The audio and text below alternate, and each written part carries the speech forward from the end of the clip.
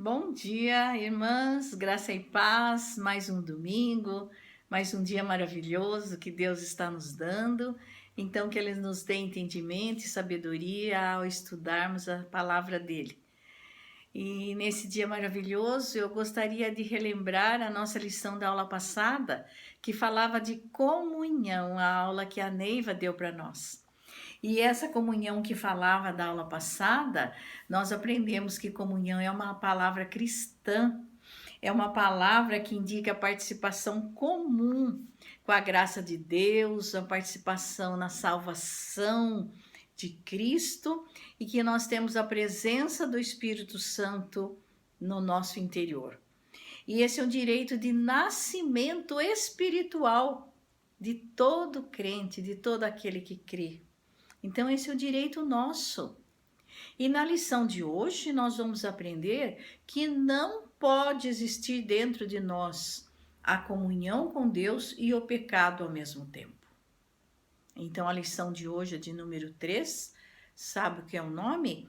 É o tratamento radical contra o pecado.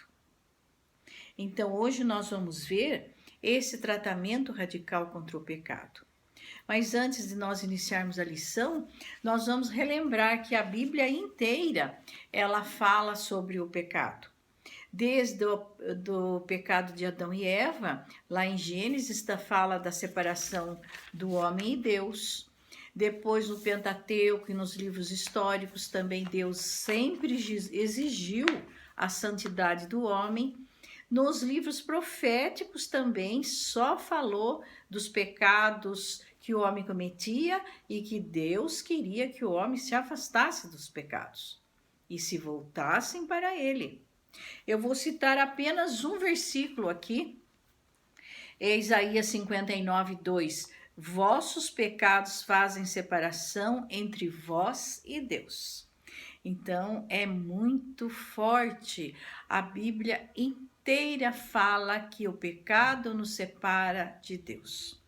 E o Novo Testamento, Jesus nos fala somente isso, todo o Novo Testamento. E eu vou citar um versículo, Romanos 6, 23. O salário do pecado é a morte, que é a separação de Deus. Então, esta foi uma introdução que eu dei. E eu vou fazer a leitura do nosso texto, que é 1 João. Nós estamos estudando a carta de João agora, né? A leitura é 1 João, de 5 a 10.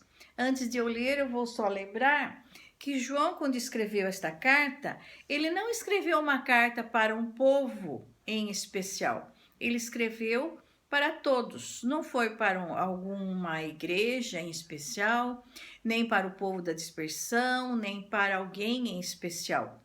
Ele escreveu para todos, por isso é uma carta universal.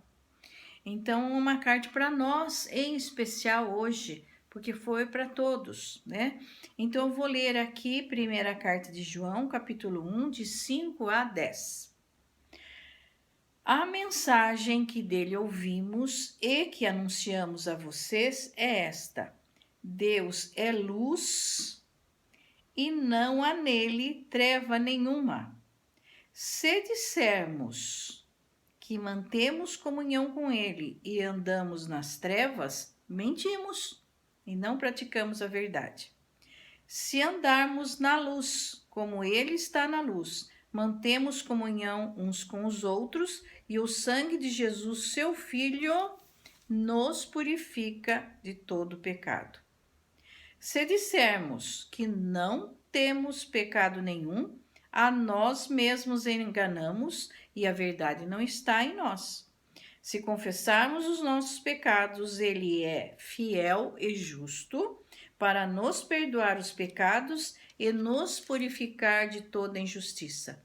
Se dissermos que não cometemos pecado, fazemos dele um mentiroso e a sua palavra não está em nós.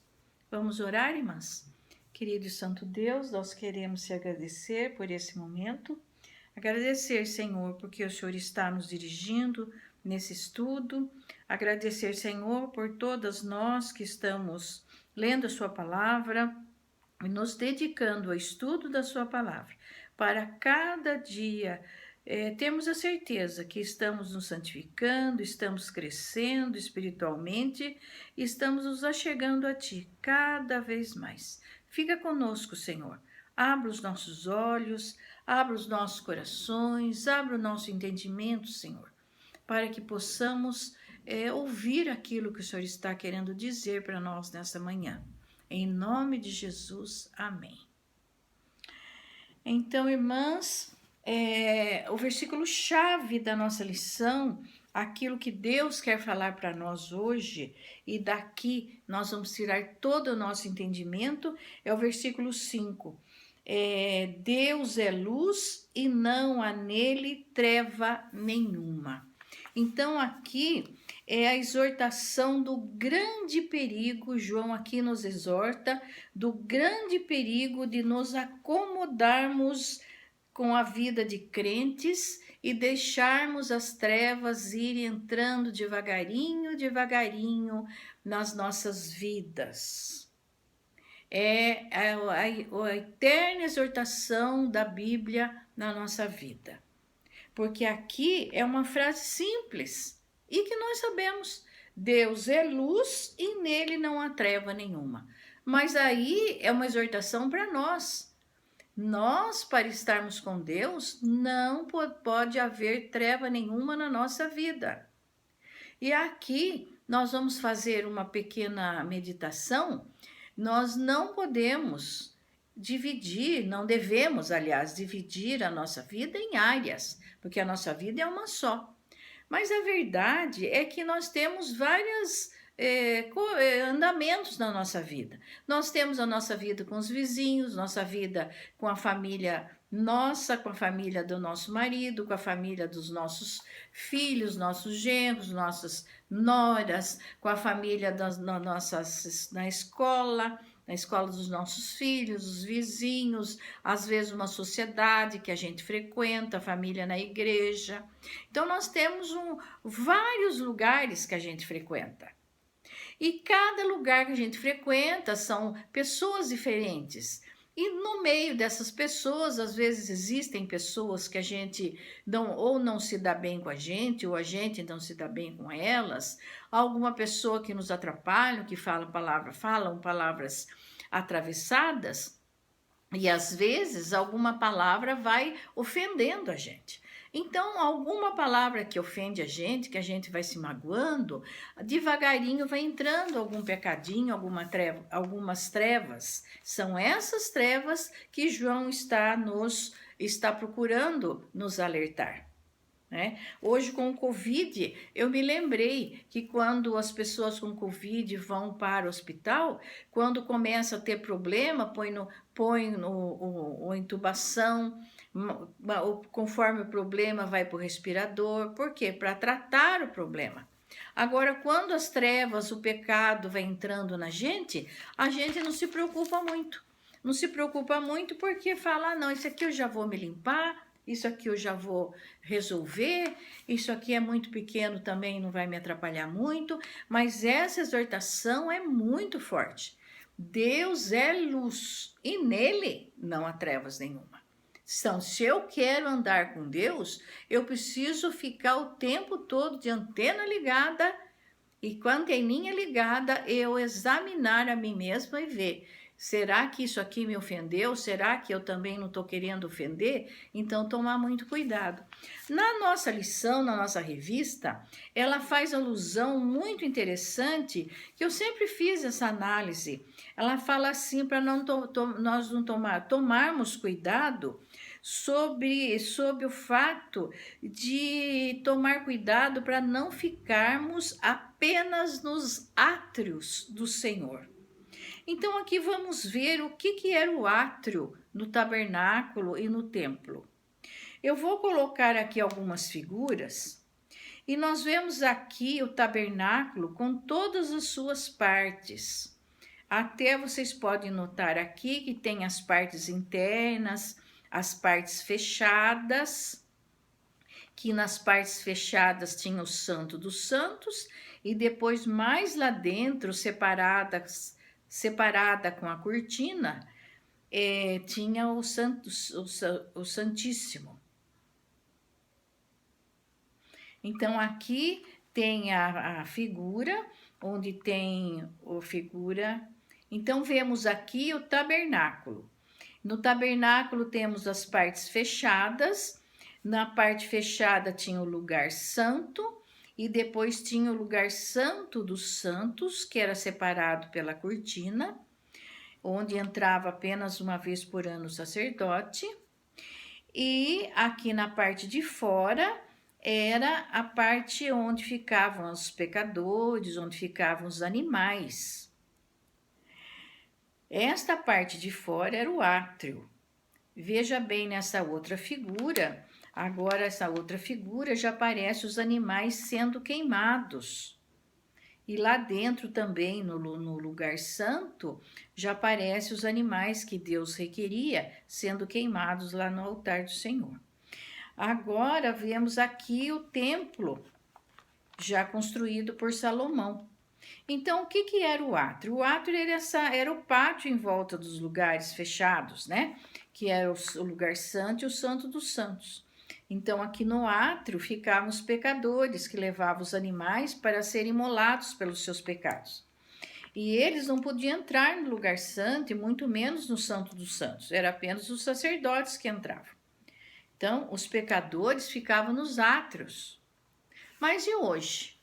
Hoje nós somos crentes no Senhor Jesus. E todos nós sabemos que com a morte do Senhor Jesus, a cortina do Santo dos Santos se rasgou. Se rasgou. Ela se rasgou de baixo para cima. E agora nós não mandamos o sacerdote mais conversar com Deus. Nós entramos direto conversar com Deus. Mas Deus é luz. Nele não há trevas nenhuma. Mas se eu estou nas trevas, há o perigo de eu ficar apenas nos átrios do Senhor e não entrar conversar com Ele. E isso não é bom. Então, a nossa lição traz esse assunto muito interessante de continuarmos os átrios do Senhor. Então, aqui, nessas alturas da nossa lição, há uma pergunta que não quer calar. Como sabemos se nós estamos nas trevas? Como saber? Então, aqui, nossa lição traz um estudo muito forte, né? Eu uso muito essa palavra muito forte, né? Porque nós somos crentes e vivemos numa vida muitas vezes acomodadas, né? E é isso que nós vamos ver hoje, essa vida de comodismo. Então, na verdade, nós corremos o perigo de viver uma vida cometendo 3 graves erros. Vamos ver os 3 agora. Então, vamos ver. O primeiro erro é 1 João 1,6. Então, é muito interessante. A gente lê a Bíblia e lê assim, nossa, que simples, que fácil. Quando a gente pega para estudar, fala, nossa, mas que interessante. Nossa, mas não estou entendendo. Aí, quando a gente tem uma ajuda, assim como a revista, como os pastores que a gente ouve as pregações, aí a gente fala, nossa, aí que essa palavra que eu uso, nossa, que forte que é isso, que pesado que é isso. Então, é isso que às vezes até uso essa palavra, que é um pouco pentecostal, né? Nossa, foi uma revelação para mim, porque eu nunca tinha visto isso, né? Então, olha, 1 João 1, versículo 6. Se dissermos, tipo assim, ó, eu tô dizendo uma coisa, então João fala, se dissermos que mantemos comunhão com Deus e andarmos nas trevas, mentimos. Olha que simples, se dissermos que mantemos comunhão com Ele e andarmos nas trevas, mas é claro, mentimos, é claro que tá fácil isso. Mas isso quer dizer Que é aqui que eu estou dizendo que, com a ajuda de estudiosos, clareia aqui. Sabe o que é isso quer dizer? Que a gente nega o poder do pecado. Porque aqui a gente não se coloca nessa situação. Se dissermos que mantemos comunhão com Deus, que todo mundo fala, nós mantemos comunhão com Deus. Mas andarmos nas trevas não quer dizer que a gente anda nas garras do diabo. Não. Não quer dizer que a gente anda no meio do fogaréu do diabo, do inferno. Não. Aqui João quer dizer que a gente anda com os pecadinhos lá dentro do nosso coração, em que a gente vai alimentando os pecadinhos, alguns ódios, algumas iras, algumas fofocas, falando mal de algumas pessoas, alguns pecadinhos maus, a gente anda cometendo. E a gente não coloca, não sabe que o pecado tem poder. Então a gente fala o quê? A gente diz que mantém comunhão com Deus, mas anda com trevas dentro do nosso coração. Então, o que a gente fala? A gente nega o poder do pecado. A gente nega o poder do pecado, significando que a gente não teme a Deus. É esse esclarecimento que é bom a gente ter. Logo, é o princípio da queda. Eu vi aqui um exemplo muito interessante na nossa revista, que se não fosse trágico, seria engraçado. Imagine uma labareda de fogo bem grande, bem bonita, e vem um homem e fala assim, olha, eu garanto que se eu ficar com a minha mão 5 minutos aqui nessa labareda de fogo, ela não vai queimar. Ele acha que o fogo não tem poder. Aí ele vem com a mão, fica com a mão 5 minutos ali e sai sem a mão, né? Queimou. E assim também o crente. Ele começa um pecadinho e aí ele fica naquele pecadinho o tempo inteiro, porque ele acha que o pecado não tem poder. Mas o pecado tem poder, o pecado afasta de Deus, o salário do pecado é a morte e ele fica longe de Deus. Aí, no pastor Hernandes Dias Lopes fala isso, né? Que muita gente vai chegar, Senhor, Senhor, em teu nome eu expeli demônios, teu nome fiz isso, teu nome fiz aquilo. No estudo da carta de João, ele fala esse versículo. E Jesus, e o Senhor Jesus vai falar assim, eu não os conheço.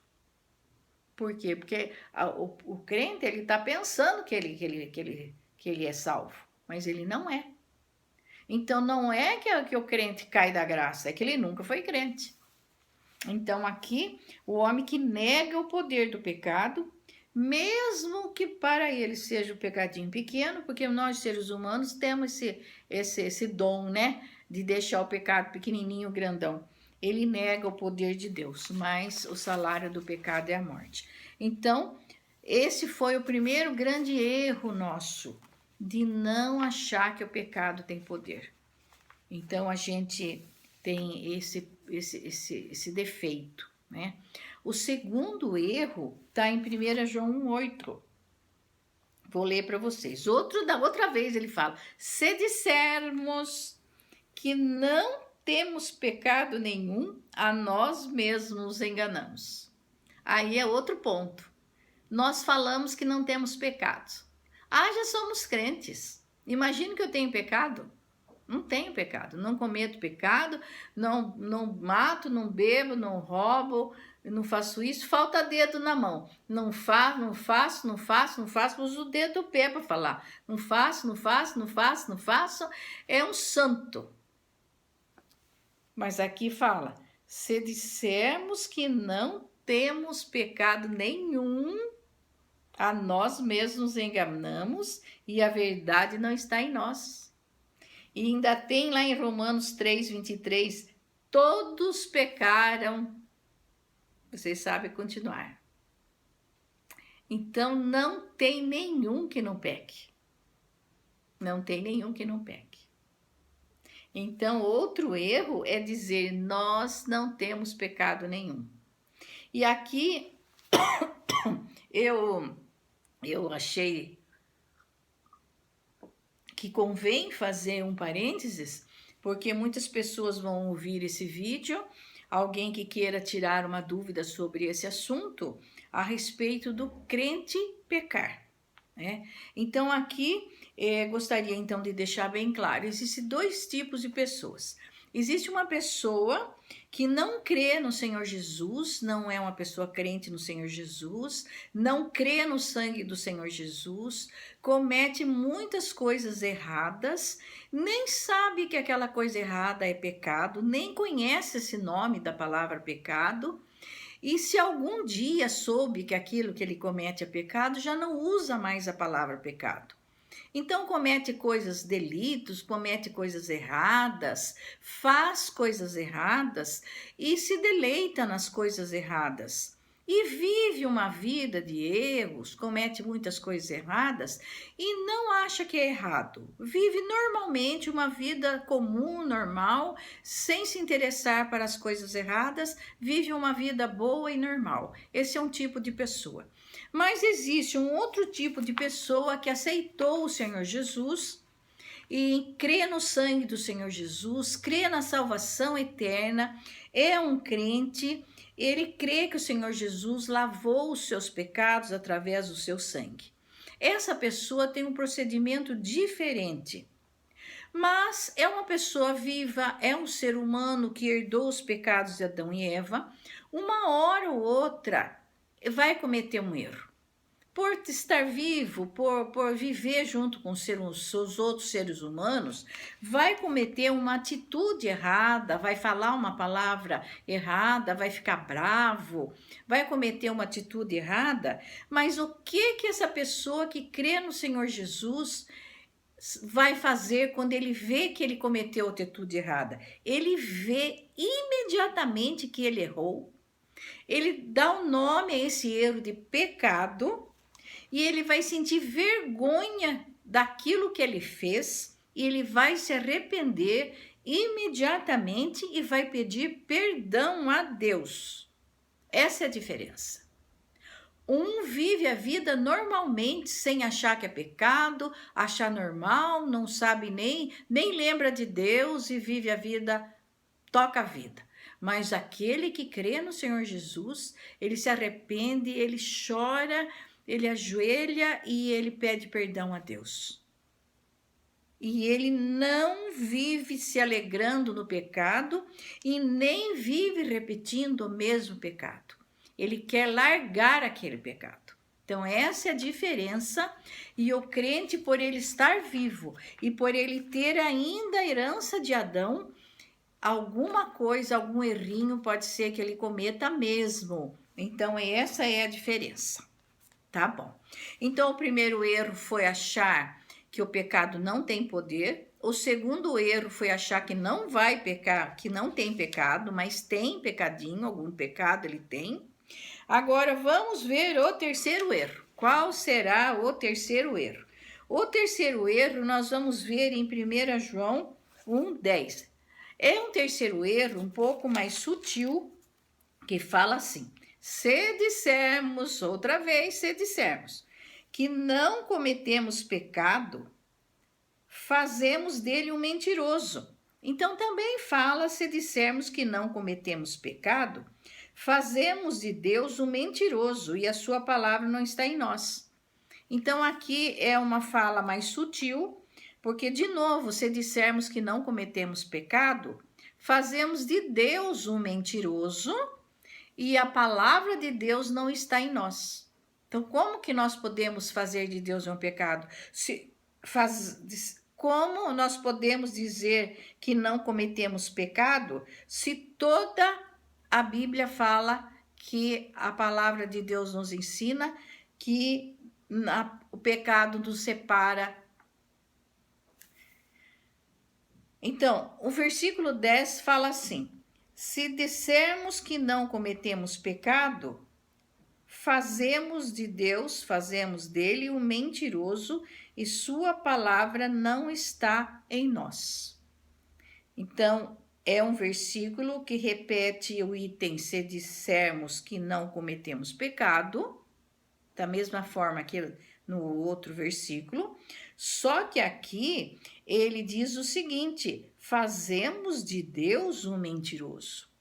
Porque em toda a Bíblia afirma que o pecado faz separação entre Deus e o homem.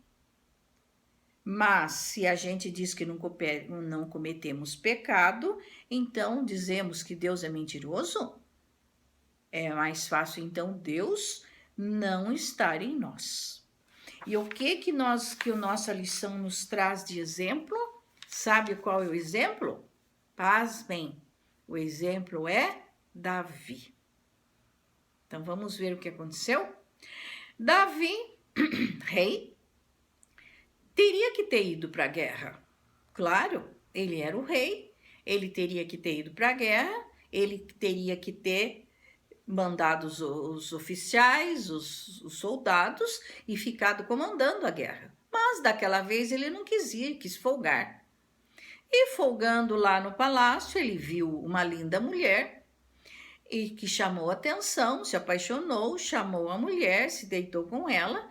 A história toda vocês conhecem e chegou no final da história, depois de tantos pecados cometidos, ele não viu que era pecado.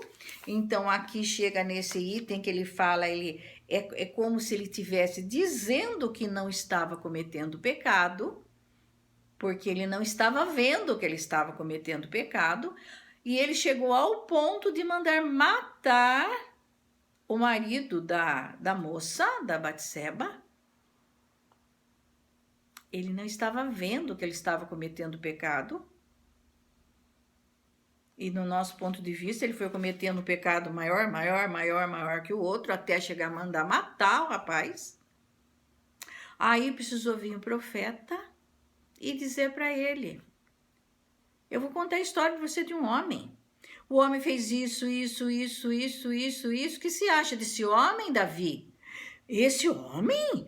Muito pecador, muito isso. Aí o profeta disse para ele: esse homem é você. Aí sabe o que Davi fez? Caiu arrependido. Então, a palavra de Deus nos mostra que nós, quando descobrimos o nosso pecado, nós podemos nos arrepender. Então aqui Davi, foi mostrado para ele que ele não estava vendo que ele estava pecando, e ele estava longe de Deus, mas Deus teve dó dele, compaixão dele, e através do profeta ele retornou a Deus. Então nós podemos agora saber que através da confissão dos nossos pecados, do arrependimento dos nossos pecados, da consciência nossa, da consciência que a gente tem dos nossos erros e do Espírito Santo que Deus colocou hoje no nosso coração, nós podemos nos arrepender e nos voltar para Deus. Então, se nós temos alguma coisa, algum pecadinho, alguma pequena treva, alguma pequena fagulhinha de erro dentro do nosso coração, que está manchando o nosso coração, nós temos que confessar o pecado, temos que nos arrepender, como Davi fez, e chorar e voltar a Deus. Porque Deus é fiel e justo. Nós temos esses 2 versículos para encerrarmos a nossa lição de hoje. O versículo capítulo 1 do versículo 7. Se andarmos na luz como ele está na luz, mantemos comunhão uns com os outros, e o sangue de Jesus, seu Filho, nos purifica de todo pecado. E o versículo 9. Se confessarmos os nossos pecados, ele é fiel e justo para nos perdoar os pecados e nos purificar de toda a injustiça. Queridas irmãs, vamos orar então? Querido Santo Deus, muito obrigado pela tua lição, Senhor. A lição que o Senhor dá em nossos corações, a lição que o Senhor passa para as nossas vidas. Ó querido e Santo Deus, sonda os nossos corações, vê se há em nós, vê se há em mim algum caminho mau e nos mostra, Senhor, e nos leva para o caminho eterno.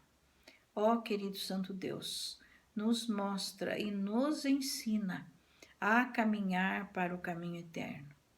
Nos ensina a melhorar a nossa vida, nos ensina a melhorar o nosso caminhar. Ó querido e Santo Deus, somos, Senhor, servos teus, filhos teus, Senhor Deus. Em nome de Jesus, nós agradecemos mais esta lição. Nos perdoa, Senhor, pelos nossos pecados. Nos perdoa, Senhor, se temos algum pecado nos colocando nas trevas, Senhor. Mas te pedimos, Senhor, nos perdoa, nos receba, Senhor, e nos tira, Senhor, dos atos e nos coloca no lugar santo, nos seus pés, junto nos teus braços, Senhor Deus. Em nome de Jesus. Amém, Senhor. Até mais, queridas irmãs, que Deus nos abençoe nesse domingo. Tchau, queridas.